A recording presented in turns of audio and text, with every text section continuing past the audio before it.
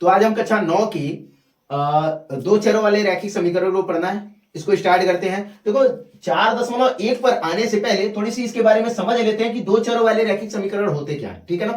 तो देखो इसको हम तीन फॉर्म में डिवाइड कर रहे हैं और तीनों को अलग अलग तरीके से हम समझा रहे हैं। जैसे यहां पे दो चर, ठीक है, और रैखिक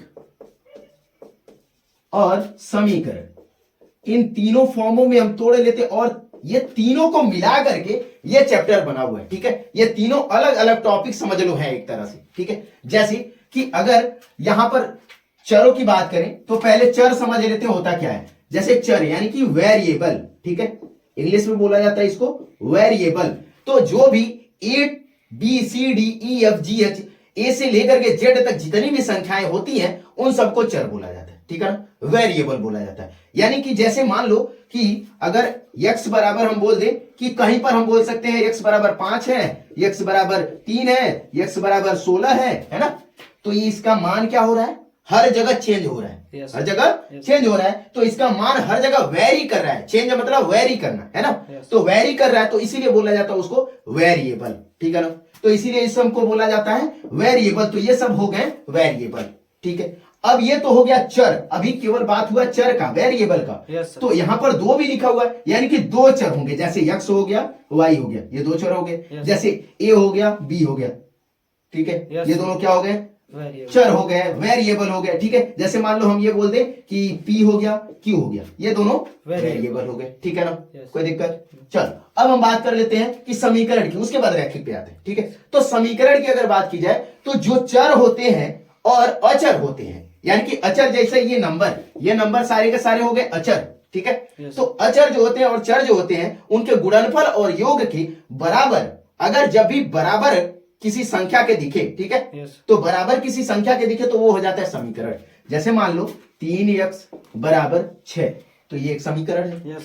6x प्लस 3 बराबर 4, तो ये एक समीकरण है, ठीक है। जैसे मान लो 5y प्लस 3 x बराबर 16x, तो ये एक समीकरण है, ठीक है। कितना भी बड़ा हो सकता है। जैसे मान लो हम ये कह दें 3y square plus 16y cube बराबर 3y, तो ये एक समीकरण है, ठीक है। लेकिन अब इन सब में अलग अलग समीकरण है। जैसे अगर हम बात करें तो देखो ये क्या है, y दिख रहा है, एक चर है। कितने चर है इसमें, एक चर है, एक चर है। और चर का घात मैक्सिमम कितना है, तो इसका 1 है, इसका 2 है, इसका 3 है, तो मैक्सिमम सबसे ज्यादा वाला क्या है, 3 है।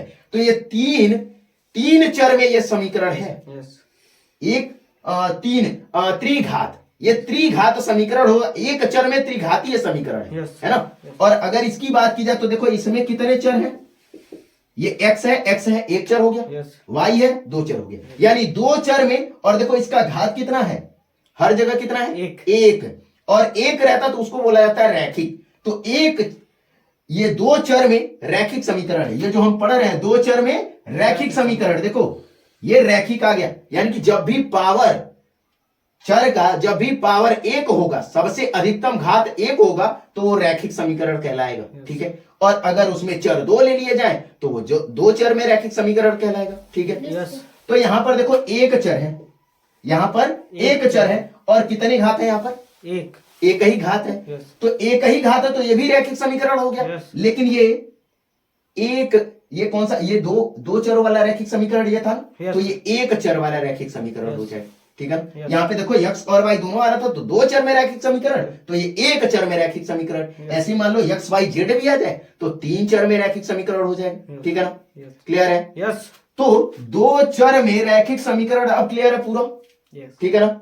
चलो अब आते हैं 4.1 पे। तो फिर आते हैं प्रश्नावली 4.1 पर, ठीक है। तो इसमें देखो क्वेश्चन नंबर फर्स्ट दिया हुआ है कि एक नोटबुक की कीमत एक कलम की कीमत से 2 गुनी है, ठीक है, 2 गुनी है। इस कथन को निरूपित करने के लिए दो चरों वाला एक रैखिक समीकरण लिखिए, ठीक है। तो देखो इसको बड़े आसानी से इसको करते हैं। सबसे पहले तो देखो यहां पे लिखा हुआ है कि एक नोटबुक की कीमत, ठीक है। तो अब दिया तो है नहीं, है ना, तो हम मान लेते हैं। मैथ में गणित में माना ही जाता है। तो प्रश्न एक को सॉल्व करते हैं, ठीक है, यस। तो इसको लिखते हैं माना नोटबुक की कीमत नोटबुक की कीमत बराबर यक्स रुपया मान लेते हैं, है ना? यस। ठीक, यक्स रुपया मान लेते हैं।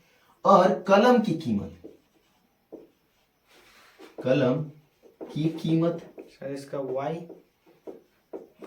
रुपया मान लेते हैं, है ना? यस। ठीक, उसके बाद ये कह रहा है, अब क्वेश्चन को पढ़ो। अब कह रहा है एक नोटबुक की कीमत एक कलम की कीमत से 2 गुनी है ना? Yes. 2 गुनी है।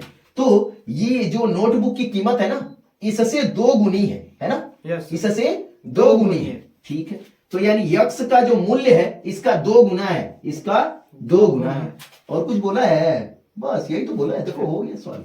यानी इसका जो कीमत है यक्स रुपया जो है, Yes. इसके रुपये से 2 गुना है। यानी कि मान लो ये 5 रुपया हो तो ये 10 रुपया का, यस सर। है ना? Yes. यानी कि इसका ये अगर 5 रुपया का हो तो ये 10 रुपया का होना चाहिए। Yes, sir. तो ये 5 में 2 से गुणा करेंगे तब 10 आएगा। Yes, sir. मान लो ये 10 रुपया का हो तो ये 20 रुपया का कब आएगा? जब 2 से गुणा करेंगे, Yes, है ना? मान लो 50 रुपया हो तो ये 60 रुपया का होगा, 100 रुपया का। कैसे? 2 से गुणा करेंगे तभी ना आएगा, Yes, sir. है ना? क्लियर? Yes sir. ठीक है, पहला क्वेश्चन हो गया। यस। अब क्वेश्चन नंबर दूसरे पे चलते हैं। अब ये कह रहा है कि निम्नलिखित रैखिक समीकरण को ax plus B Y plus C is equal to 0। देखो यहाँ पे ये समीकरण यही होता है, हम बताए ना, बराबर रहेगा ही रहेगा, है ना? Yes. बराबर आएगा ही आएगा तभी समीकरण वो कहलाएगा। Yes. ठीक है ना? तो ax plus B Y plus C बराबर 0 के रूप में व्यक्त कीजिए और प्रत्येक की स्थिति में ए बी सी का मान बताइए। Yes. ठीक है, तो क्वेश्चन नंबर पहले का और दूसरे का पहला सॉल्व करते हैं। ये दिया हुआ है 2x प्लस 3y बराबर 9.35 पर बार। ये बार का मतलब समझ में आता है क्या? Yes sir. क्या होता है? ओ सर जी रुक जाइए, याद था भूल गए हैं सर। ये बार का देखो जोड़ा मतलब- बनाता है। हाँ? जोड़ा बनाया जाता है उससे। नहीं, ये बार का मतलब ये होता है कि ये ही संख्या, ये संख्या जो है ना, Yes. ये बार बार रिपीट कर रही है। इसका मतलब ये है कि ये 9.35 पर बार, इसका मतलब ये है कि 9.35 ऐसे चलता जाएगा, कभी खत्म नहीं होगा। ये सर जी वर्गमूल निकालने में भी आता है। नहीं, वर्गमूल निकालने में, हाँ, जिस संख्या का वर्गमूल नहीं निकलता है, जैसे मान लो कि अगर हम 3 से 10 में भाग दे दें, वही ठीक है? सर जी। 3 से अगर हम 10 में भाग दे दें तो आ जाएगा, कितना आ जाएगा?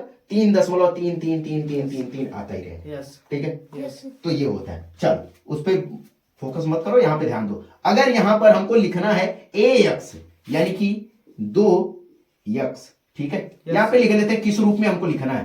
तो ax plus B Y plus C बराबर 0। ठीक है, यस। ये स्टैंडर्ड इक्वेशन होता है इसका। यस। ठीक है, तो ये इस रूप में लिखना है। तो देखो ये तो इसके जगह पे लिखा हुआ है ना? यस तो लिख लेते हैं 2x और प्लस यहां पे y वाला भी लिखा हुआ है 3y, लेकिन c के जगह पे कुछ है नहीं ना? लेकिन इसको इधर लेके आ सकते हैं c के जगह पे, तो इसको लेके आ जाओ इधर। इधर प्लस का इधर आएगा तो माइनस का 9.35 पर बार और बराबर इसको लेके आ गए उधर, बचा क्या? 0। देखो उसी तरह बिल्कुल दिख रहा है, यस। उसी तरह बिल्कुल दिख रहा है। यस। इसको अगर इसको हम छोड़ दें, ठीक है, यस। तो यहाँ पे a के जगह पे क्या दिख रहा है? एक ही जगह से a के जगह पे क्या दिख रहा है? 2। b के जगह पे क्या दिख रहा है? 3। 3। c के जगह पे क्या दिख रहा है? 9.35। माइनस का 9.35। यस। 35 नहीं बोला जाता, 35। ठीक है, तो माइनस का 9.35 पर बार। ठीक है, यस। क्लियर? यस। चल, क्वेश्चन नंबर दूसरा देखते हैं। क्वेश्चन नंबर दूसरा दिया हुआ है कि x माइनस वाई बटे 5 माइनस 10 बराबर 0। ठीक है, इसको लिखना है ax plus B Y plus C बराबर 0। इस समीकरण के रूप में लिखना है। तो देखो x वाला x के साथ में, y वाला y के साथ में और c वाला c के साथ में, सीधे सीधे ही तो लिखा हुआ है ना? कुछ करने की जरूरत नहीं है, केवल और केवल क्या करना है? a b c का मान बताना है। तो a बराबर क्या हो जाएगा बच्चा, बताओ तो? x होगा, x को छोड़ करके चलना है, y बटे 5 x का a का मान, इसके गुणनफल में जो संख्या रहती है वो होती है। तो इसके गुणनफल में क्या है? कुछ भी नहीं रहता, तो 1 रहता है ना? तो 1। अब y को y से छोड़ दो तो b बराबर क्या हो जाएगा? 1 बटे, देखो इसके गुणनफल में क्या है, एक 1 और बटे में भी है 5, तो 1 बटे 5, ठीक है। और अगर सी देखे तो सी 10 माइनस का 10, ठीक, क्लियर। Yes sir. चलो क्वेश्चन नंबर 3 पे चलते हैं क्वेश्चन नंबर तीसरे पे। क्वेश्चन नंबर तीसरा दिया हुआ है -2x -2x plus 3y plus 3y बराबर 6। बराबर 6, ठीक है। अब देखो, अब यहां पर हमको लिखना है ax plus by plus c बराबर 0 के रूप में। यस तो यहाँ पर x वाला तो दिख रहा है सीधे सीधे, Yes. y वाला भी दिख रहा है, c वाला है क्या, 10 लेके आ जाओ इधर, यानी माइनस का 2x प्लस का 3y, और इसको इधर लेके आए तो माइनस का 6। माइनस का 6 बराबर 0, ठीक है ना। Yes sir. चल, अब यहां से a कंपेयर करो, क्या है, ए का -2, b का क्या है, 3 c का बता दो, -6। -6, क्लियर है। यस चलो चौथे वाले क्वेश्चन पे चलते हैं। चौथा वाला क्वेश्चन दिया हुआ x बराबर 3y, ठीक है। Yes, हमको sir. लिखना है ax plus by plus c बराबर 0, 0, ठीक है। यस और देखो यहाँ पर चर कितने हैं, तो 2 ही है, ये ध्यान देना, Yes. ठीक है। ये जो है ना, ये समीकरण में केवल लिए गए हैं, लेकिन ये चर है नहीं, ठीक है ना। Yes. यहाँ पे केवल इसका मान आ रहा है, यस ऐसा नहीं है ये चर नहीं होते हैं, ये चर ही होते हैं, लेकिन यहाँ पर चर नहीं लिए गए, ठीक है ना। Yes. ये स्टैंडर्ड इक्वेशन बनाया गया है कि इसके जगह पे कोई ना कोई संख्या आएगी, बस केवल उसको बताना, ठीक है। यस ठीक, तो यहाँ पर इसके रूप में है क्या, ऊपर x वाला खाली दिख रहा है, y वाले को लेके आ जाओ इधर, तो x और 3y इधर आएगा, तो इधर प्लस का इधर आएगा, तो माइनस का 3y Yes. बराबर 0, ठीक है।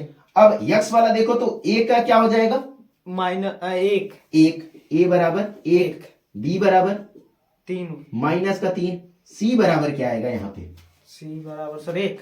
यहाँ कुछ है c का, जब नहीं है तो सर 1 ही आएगा। नहीं है तो 0, अरे कुछ हैया नहीं है तो कहां से आएगा, यस सर यस c बराबर 0, क्लियर है। यस चल पांचवें क्वेश्चन पे चलते हैं। क्वेश्चन नंबर 5 है 2x is equal to minus का 5y, ठीक है। Yes sir. तो हमको लिखना है ax plus by plus plus c बराबर 0, ठीक है। इसको लेके आ जाओ इधर, क्योंकि हमको इसके रूप में चाहिए, तो 2x उधर से लेके आए, इधर माइनस का इधर आएगा, तो प्लस का 5y और बराबर 0। a मान बताओ, a का 2 b का 5 c का सी का सर 0। हाँ, ऐसे ही बताते रहो। चल क्वेश्चन नंबर 6वां देखते हैं। क्वेश्चन नंबर 6वां है 3x प्लस 2 बराबर 0, ठीक है। यस तो ये तो सीधे सीधे लिखा हुआ है, Yes. यानी कि हमको लिखना है क्या, ax plus by plus c बराबर 0, यानी बराबर में जब 0 हो तो समझ लो लिखा हुआ है, ठीक है। Yes. बराबर में खाली 0 बनाओ, सबको लेके आ जाओ इधर, तो लिखा हुआ है इस रूप में, Yes. ठीक है ना। यस अब यहाँ से x को छोड़ो, यानी a बराबर क्या आ गया, 3, b बराबर 2 कहाँ है, 2, वो का y के रूप में कहीं है, नो सर नो तो y जब हैया नहीं है तो उसके गुणनफल में तो 0 होगा, 0। यस सर यानी y बराबर b बराबर 0 Yes. और c बराबर क्या आ जाएगा, 2। क्लियर है। Yes sir. चलो ठीक है। क्वेश्चन नंबर 7 ना, चलो क्वेश्चन नंबर 7 दिया हो y minus 2 is equal to 0। चलो अब यहाँ पे लिखना ax plus by plus c बराबर 0। a बता दो क्या होगा, 1। कहाँ है x, अरे नहीं सर ये जब x सही नहीं है तो उसके गुणनफल में कोई संख्या बचेगी, नो सर, यानी zero. कि 0 b बराबर बता दो, सर y है, यानी कि उसके गुणनफल में तब 1 रहेगा, Yes, है ना। sir, 1 b बराबर 1, c बता दो, सी सर 0 नहीं 2 माइनस का 2 दिया हुआ है, यस सर माइनस का 2। माइनस का 2, क्लियर है। Yes sir. चलो ठीक है। क्वेश्चन नंबर 8 5 इक्वल टू बराबर 2x, इसको बनाना है ax plus by plus c बराबर 0 के रूप में, ठीक है। Yes. लेके आ जाओ इधर, तो इसको इधर लेके आए तो ये क्या हो जाएगा, ये हमको लिखना है यहाँ पे पहले, तो इसको लेके आ जाओ, माइनस का पहले लेके आओ माइनस का 2x, Yes. ठीक है, और बाद में इसको लिख लो प्लस का 5 है यस बराबर 0, ठीक है। Yes. अब a क्या हो जाएगा, माइनस 2, यस b बताओ यहाँ से 0 c प्लस 5। हाँ, क्लियर है। Yes sir. चलो ठीक है, तो इसके आगे और भी करवा दें या फिर अब कल कल कल चलो ठीक है, थैंक यू।